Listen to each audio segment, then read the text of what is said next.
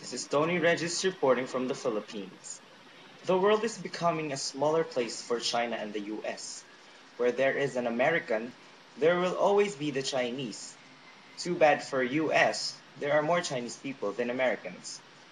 Kidding aside, the race for global superpowerdom is becoming tighter for these two nations. Not a bad thing for China, as it is inching closer with the US, closer than what it seems, and closer perhaps than what the US would like to believe. But a definite cause of worry for the US, especially that the industry in question is the most prized commodity of the human race, oil. While China is continuously bullying its way into the South China Sea island disputes, they got the perfect deal in the most unexpected places of all, Canada.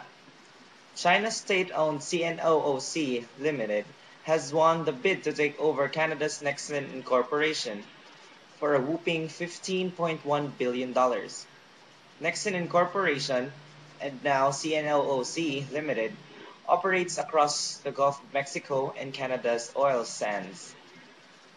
This is the latest development on the China-US silent oil contest after news came out that US is slowly backing off of the Gulf for oil supply and China is slowly taking over its place. This is also after China made headlines for the aggressive measures they are taking in securing their hold on the potentially oil-rich water in South China Sea. And now, to the horror of the great America, it is right across the border being super friends with their own brother, Canada. One American legislator, Senator John Wavin of North Dakota, blames it all on President Obama's hesitation. Some months ago, the US president delayed approval of an oil project that would have brought oil from the Canadian oil sands to refineries in Texas for environmental purposes. Some weeks later, to nurse their bruised ego perhaps, or to fill in some need to market their precious product, Canadian Prime Minister issued a statement that they would need to explore more to sell oil to China.